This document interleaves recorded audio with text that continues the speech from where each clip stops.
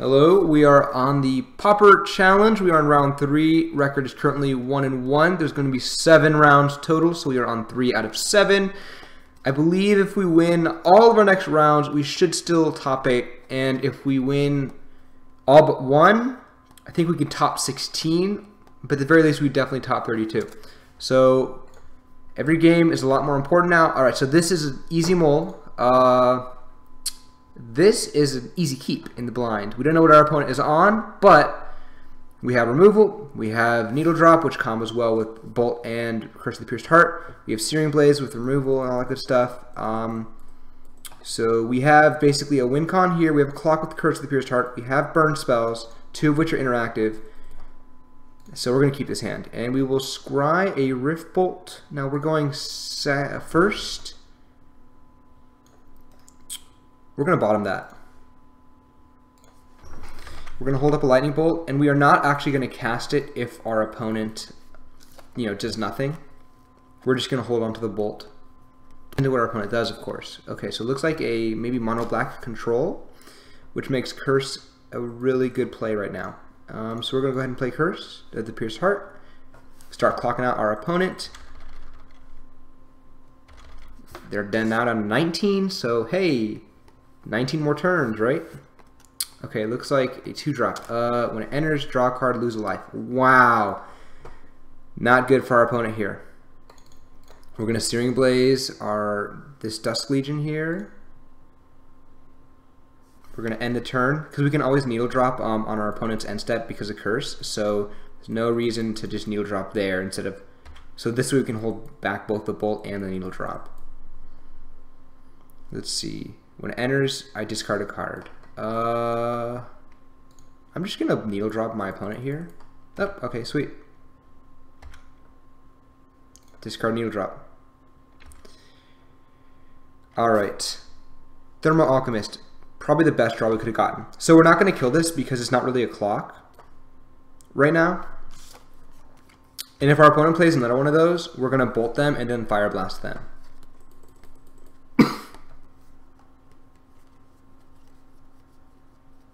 Oubliette. Whoa. When it enters, exile a creature and all auras attached to it. When it leaves the battlefield, return that card to the battlefield under my control tapped. Okay. Okay. So it's basically a black Oblivion Ring. This is the card that was not reprinted in Masters 25. Thanks, Wizards. So we have 7 burn in hand. But our opponent pretty much has like no clock. Let me on their end step, I'm gonna bolt them.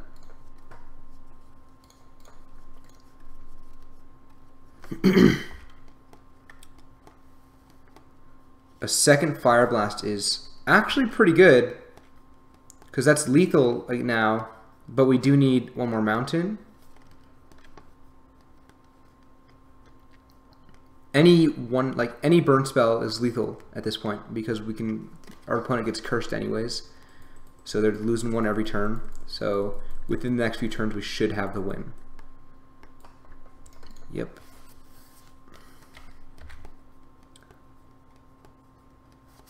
Now a third Fire Blast is probably our worst draw.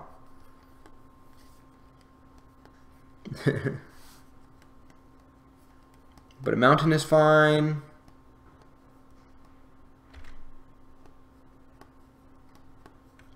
What's our opponent doing? What in the world does this do? Hold on, hold on. Whoa, whoa, whoa. Whenever it deals combat damage, I discard 2. Are you kidding me? I feel like I want to kill this thing. Right? Right? Do I? If I this way I keep my other Fire Blast. If I kill this guy, but if I don't, he's down to 4, and I just need a burn spell, and he has a 4-turn clock. I'll just do it. I'll do it to his face.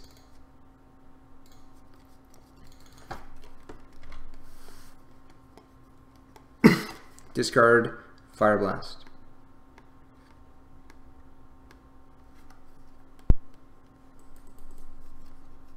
So now we have our opponent on a 4-turn clock anyways. Now they're dead. because as soon as, you know, Curse is gonna on their upkeep just kill them. All right, next game. So this is like some weird Mono-Black Aggro. So that makes me want to play Martyr. And I don't think black has any damage prevention. It's mostly just white. So Trickery, I don't think is that amazing because they do have like X2s. So what do we not want against a Mono-Black Aggro kind of deck? Probably don't want Magma Jet. Needle Drop. Okay, so it's aggro, so maybe like we can shave a Pierce for 1. Probably 2 curses. Yeah. Maybe do 3. So Magma Jet's both removal and, you know, fixes our draw, so it's okay as a 1-of. We kind of do like having this clocked no matter what, because they probably have like a lot of oubliettes and stuff to kill our 8 you know, damage dudes. Needle Drop is okay, especially because we're drawing cards, so we're not going down a card. Shard Volley seems kind of bad. You know, I think I can just go down a Curse and leave it at that. Because it's just so slow. So although it did win us that game technically, a Thermal Alchemist or a Firebrand Archer would have done the same thing. Although, you know, Oubliette kind of takes those out of commission. Wow, this hand kind of sucks, but we're going to keep it because if it was like 3 lands and this, I'd keep it as a 6, so there's not really a better 6, you could say. They're probably going to duress. Okay, so they'll probably take the Chain Lightning or the Fire Blast. Yeah, okay, Fire Blast is fair. See what we get. A Bolt. So we're going to hold back the Chain Lightning for the Thermal Alchemist. And of course we can also Bolt our opponent on end step if they, I don't know, if I feel a reason to. Duress, again, they're going to take the Bolt.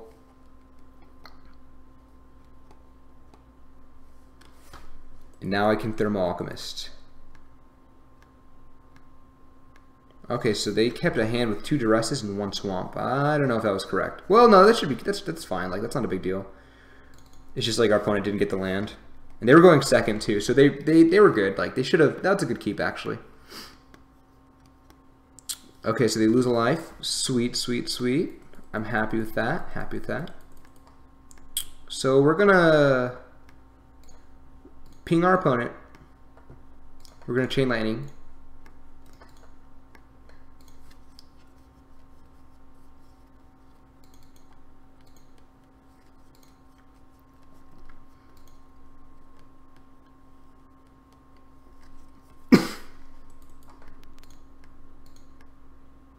We're going to block the Dust Legion. Okay, so on our opponent's end step, we are going to Alchemist them and then go to our turn. Sweet. Thermal Alchemist, Needle Drop, untap Alchemist, and then go to their turn. And it's nice because we have so many mountains in hand that they serve as discard as well. Let's see. Each opponent discards a card. Yeah, I will discard this ugly mountain.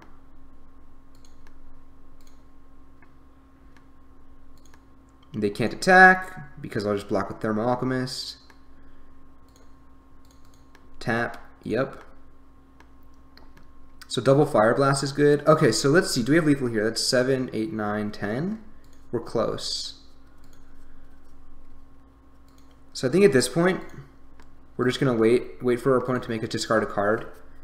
And then we'll just, you know, sacrifice like 3 lands.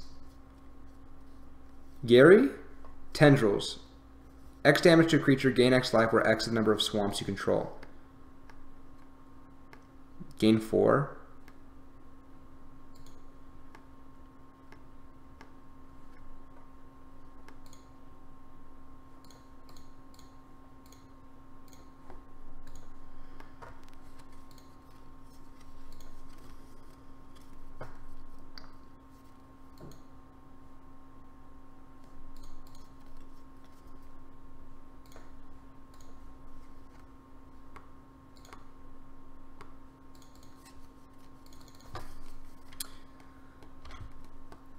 So I should have bolted the Thermal Alchemist, and I was thinking of doing it. I don't know why I just didn't do it. Whoops. But 2 burn spells, we should be good.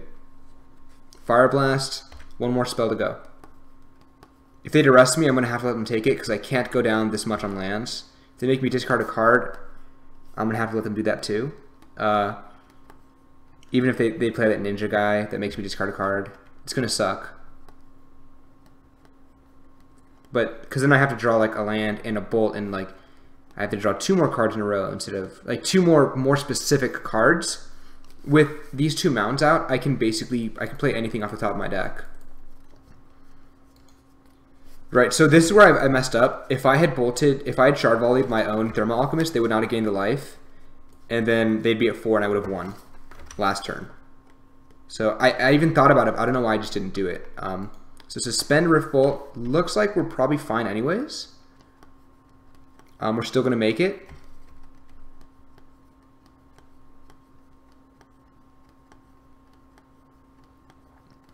So the only problem is if our opponent plays Gary. But I think our opponent should have played Gary before playing Thorn of the Black Rose. So, and again, we're not dying this turn, so we're not... looks like they're doing the ninja thing. Make me discard 2. Okay. So, I'm going to Fire Blast. And Rift Bolt's going to hit you next turn, so it looks like I win the game.